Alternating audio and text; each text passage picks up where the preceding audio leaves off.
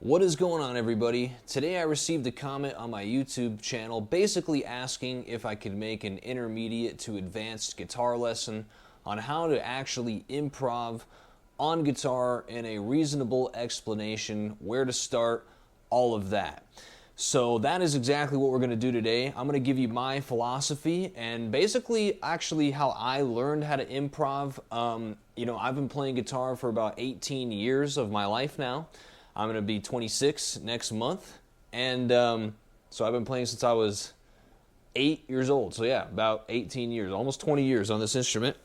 And I feel like I did not really get to understand how to improv until I started actually getting into jazz and understanding like exactly how the neck is laid out on the guitar. Before I jump into today's video, I just want to mention my free monthly newsletter. If you hit the link in the description below, it will forward you to my website with a sign-up form, and you will be forwarded my free monthly newsletter as well as all of my tabs for every single video on my YouTube channel. And of course, with that, you'll have access to my email address. Please feel free to email me with any guitar or gear-related questions anytime. So with that being said, let's just jump right into today's video.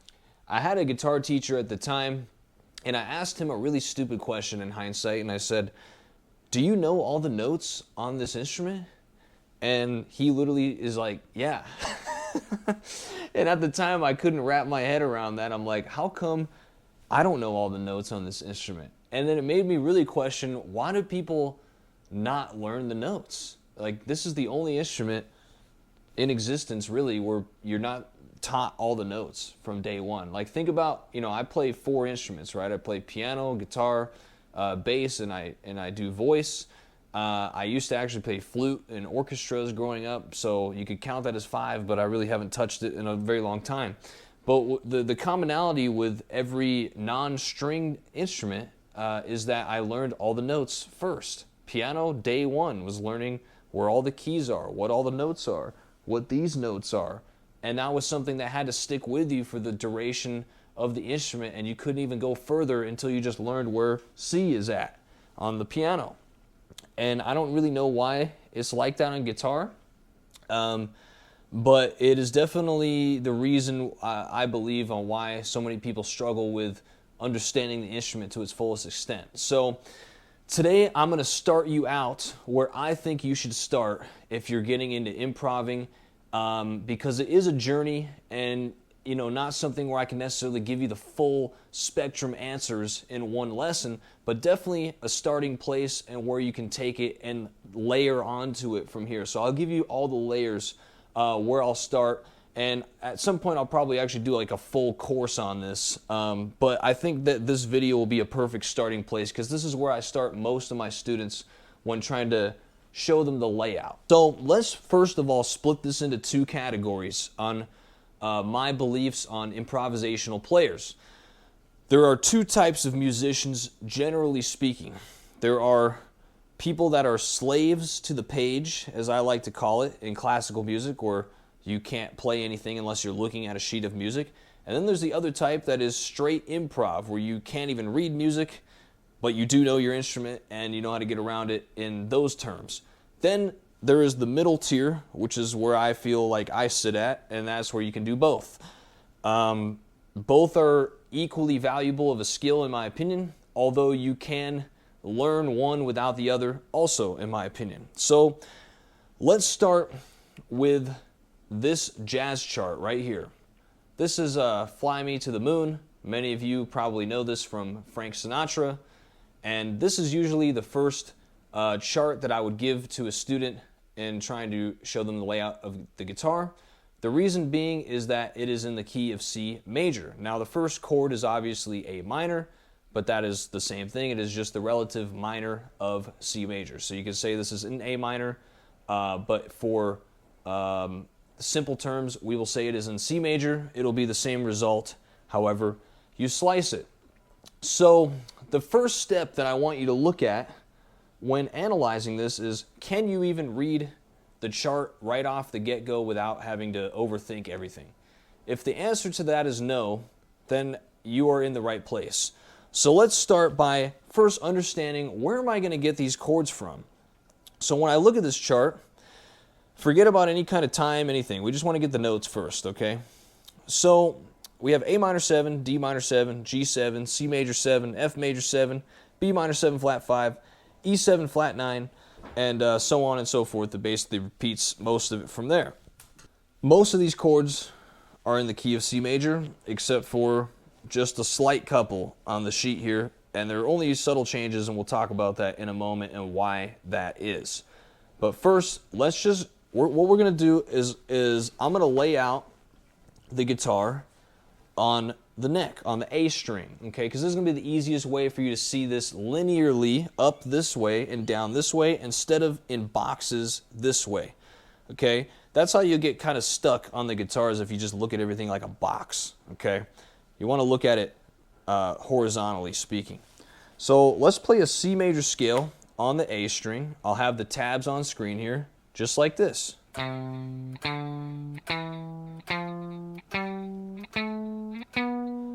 then backwards. Okay, the first caveat to this is you want to memorize the whole steps and the half steps of this, and it's much easier obviously to see when you're going up the neck versus doing it in a box. You can't really see the steps that way, right? And on guitar we don't have things like on piano like black keys that identify this easier. So actually I feel like this is easier to look at it this way because you can just see the steps right from the get-go. So we start with C, and this is for every major scale, doesn't matter the key, but we're doing in C so we don't have to keep track of sharps or flats, okay? So we have C, then whole step, then whole step, then half step, then whole step, whole step, whole step, and then half step, back to the 1. And again, play it backwards so you really know it. Okay? You should be able to do this to create any new major scale by just moving the notes around a little bit. Like let's say you want to do D major, you're going to follow the same formula. D, and then whole step, half step, whole step, whole step, whole step, half step. So it's the same thing, but for this purpose we're going to keep it in C. All right? So now let's break this into chords, okay? This is the next step of this. So again, you memorize the whole steps and half steps because I'm going to show you what to do if you just saw this for the first time. All right, so then we want to play this in chord form. Let's just use A-shape bar chords. If you don't know what I'm saying with A-shape, I'm getting that from the caged system. Everything I'm about to show you is in the A shape, okay? So let's use A-shape bar chords here. You probably already know these. You probably should know these already if you're watching this video. So now we're going to do it in the order. Now again, just like the whole steps and half steps, this order of chords does not change no matter what the key you are in. If it is a major key, it will always be the same cadence of major and minor chords in this order. So now we're going to use numbers instead of notes, okay? Memorize the numbers to the best of your ability. We have 1 major, now we're going to whole step. 2 minor, whole step. 3 minor, half step. 4 major, whole step. 5 major, whole step. 6 minor, half step. 7 diminished, which is another whole step, and back to the 1, which is a half step. Okay, and do the same thing on this. Play it backwards.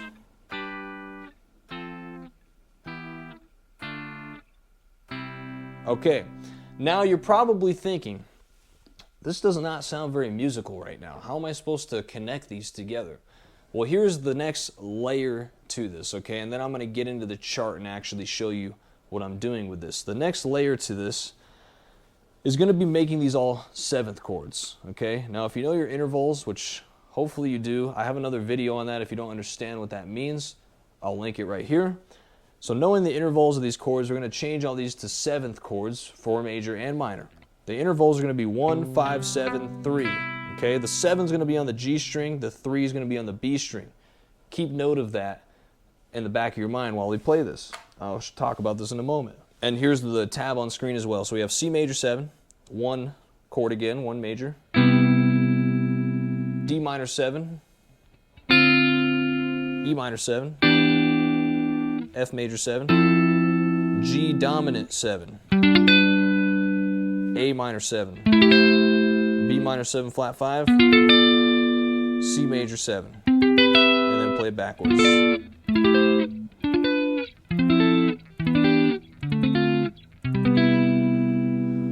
Okay, so again, keep in mind that this is the cadence for all major chords. Now these 7th chords are going to be much easier to voice lead your tones with, okay, when you're switching, and I'll show you why in a second, okay? So now, with all that being said, for a moment, let me talk about a couple chords that are really going to stand out here, okay? It's going to be the 5 chord, okay? That's really the main one. That's always going to lead you back to the 1 chord. Okay, listen to that. Now let's really talk about what's in this chord. So again, I said this was 1, 5, 7, 3, right? 1, 5, 7, 3. Now just take off 7 and 3 right here.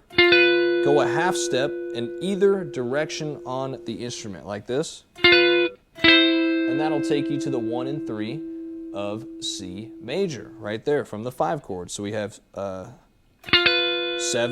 right? And then we have 3 and 1 right here. 3, 1. Okay? Probably heard Bach do that a million times, because every composer will use the 5 chord to do that. Okay? Don't think about it too hard, but that is your leading tone. Add it with the full thing. You can do it like that. Okay? Or you take it to C major 7, a little bit more melancholy. The next important tone you're going to have is the 7th chord. That's also a leading tone, okay? Same concept here as well, okay? Now, without getting into the theory overly too much on that, I'm going to put that on the shelf for this video. I'll get into 7th chords, or the 7 chord, and the 5 chord a little bit more in depth in a separate video. But just know that when you're playing, that those are your really 2 most tense chords that will take you back to a resolution, being the 1 chord. Okay, so now, without getting too much into this on that front, let's say I looked at Fly Me to the Moon for the first time in my entire life, which is right now. This is where the numbers are first of all going to come into play really well. So I'm going to look at this without the 7s in them for a second. Just go A, D, G, C. All right, so the numbers involved, being that we're in the key of C major, A is the 6 chord, D is the 2 chord, G is the 5 chord, C is the 1 chord. All right, if we just look at that first line, it is 6, 2, 5, 1. That is the first progression. Then we have 4, 7, 3, 6 as the turnaround point here.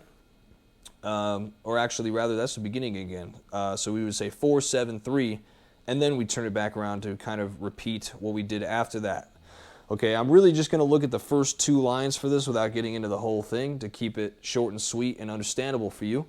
Okay, so now let's say I looked at this for the first time. Now I'm going to use what I know. Let's say I'm not used to playing on the fly like this yet. I'm going to use what I know. So we're going to have the A string to track your notes. Okay, we have A minor 7. Oh, look at that. There's my first chord. There's D minor 7. G major 7. We could say that, G dominant 7. We'll use the correct one for this purpose. G dominant 7 right there. And then back to C major 7. All right? If I look at the next line, we're going to have F major 7, B minor 7 flat 5, and then we have E7 flat 9. Forget about the flat 9 just for the purpose of this video right now. We have E7. You're probably thinking, wait, that's wrong. That's supposed to be minor. We'll talk about that in a brief moment here. Okay, and then that's your leading tone back into the beginning. It will sound like this when you put it all together. Oh, actually, let me play it all on the A string. Just kidding, I jumped the gun. Okay, here's it all on the A string.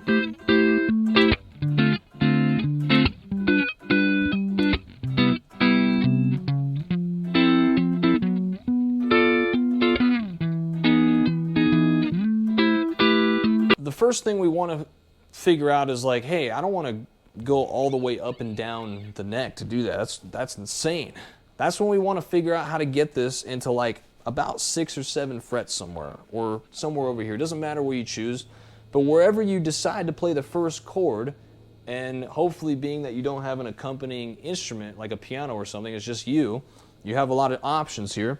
And picking the first option is really the most important one, because that's going to give you kind of everything in one area, and then you're going to decide what you want to do. So in this case, I'll just take it from right here, the first one we did, A minor 7 right here, okay? But now I don't want to travel around, so here's where you're going to have to revoice a lot of the chords so they're kind of in a closer position. And then this is mostly descending fifths, right? If you go A to D, it's a fifth, D to G, fifth, G to C, fifth, backwards, you know, so on and so forth, right?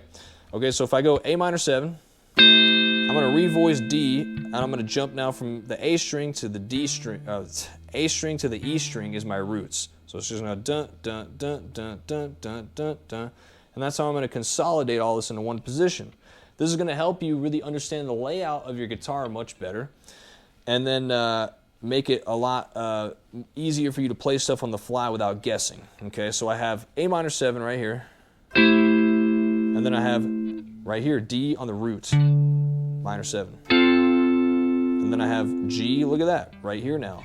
Same one we already did. Now let's go to C major 7. You can do it in a couple different ways. We'll keep it real simple.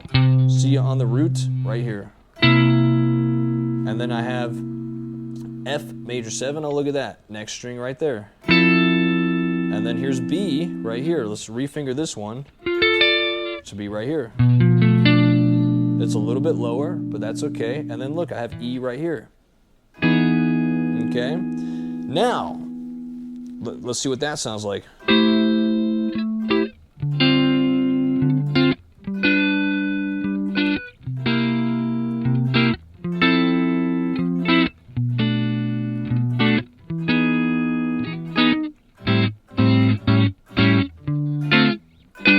Okay, and you can keep going from there, obviously.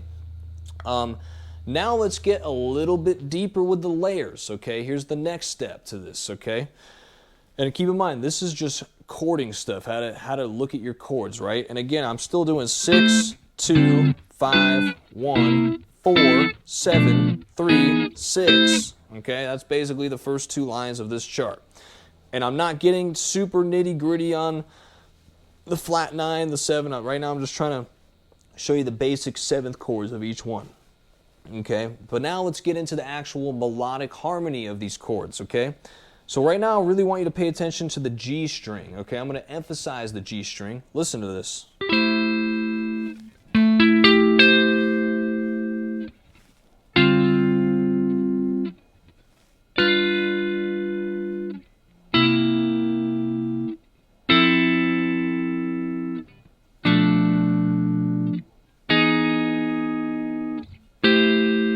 Okay, so when I'm starting on this, I have A minor 7. Here's that G string melody. Then I have the next chord, which is D minor. So I walk that down a whole step. And then I have G dominant 7. Or you could just take out the dominant. Let's do G major, just like it says on the chart. Okay? Walk it up a half step, and then down a whole step to C major. All right, then we have the next chord, which is really a harmony of that melody note. Okay, and then I'm going to take that down a whole step again. And then up a half step. And if we wanted to take it down to that A, you could. Or you could go back up here. Here's the melody all together.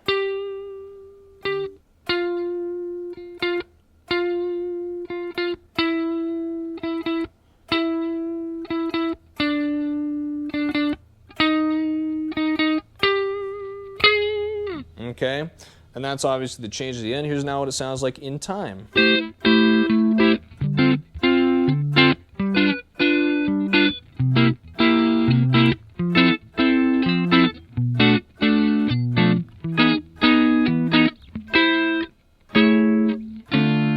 Okay, there's so many ways you can do this. Okay, I could actually, do it in a different spot, but the goal with this, reading the chart like this, is to try to make all your changes as chromatic as possible, even if it's one string, okay? So if you're trying to do one string, make that chromatic or kind of within the scale degrees, okay? Which we kind of have going on here, okay? Let's look at it if I were to do the voicings a little bit different on the lower one. If I did A here, now let's go to D minor, right here. Now let's go to G here, and then here, and then here, and then here, and then here. All right, now pay attention to the B string. I'm going to emphasize that. Now look, oh, I'm going chromatic, D minor 7. Oh, look, I'm going chromatic again, G7. Oh, look, I'm going to go chromatic again. I'm going to go chromatic. This one's going to be a whole step. And then I'm going to come back down. Now, this is its own thing right here. We're getting a bit out of the chromaticism, but at least the first 4 chords. There's my half step again. All right, now here's what I did chromatically. Not as melodic as the first one, but still following now the B string, being very chromatic. When I did A minor 7, I was here. D minor 7 was here. G7 was here. C major 7 was here. F major 7 was a whole step. B7, we kind of flubbed it. And then E7 was there. Okay, but it's basically following the same melodic pattern. And here's what that sounds like together. Listen to the B string.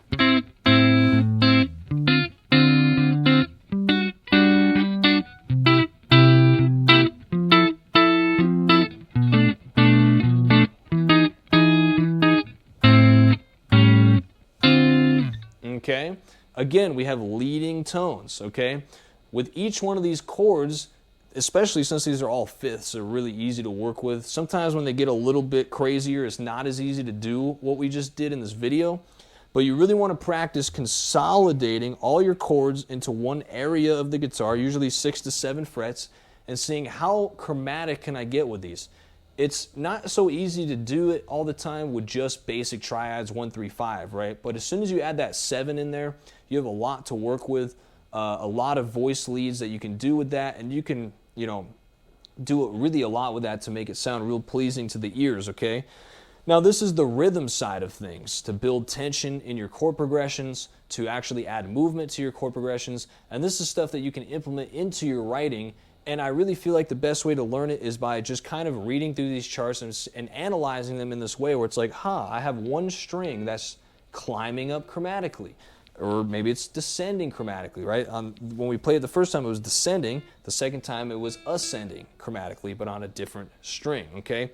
And that's why guitar is really such a special instrument when it comes to this stuff, because it's one of the few that you can really do this with, being that it's an instrument of patterns. And once you know these patterns and these chord shapes, when you look at it as shapes and numbers rather than, oh, this is C, this is D, etc., then you can really start moving this around the neck and repeating it in different keys and writing your own things that are going to make a lot of musical sense for you that's pleasing to your ears. So if this helped you understand improv today in terms of writing with chord progressions and stuff like that, please leave a comment if this helped you today. I will do a part 2 to this video for the lead side of things so you can understand that a little bit better. And with that being said, I greatly appreciate it, and I'll see all of you on the next one. Have a good day.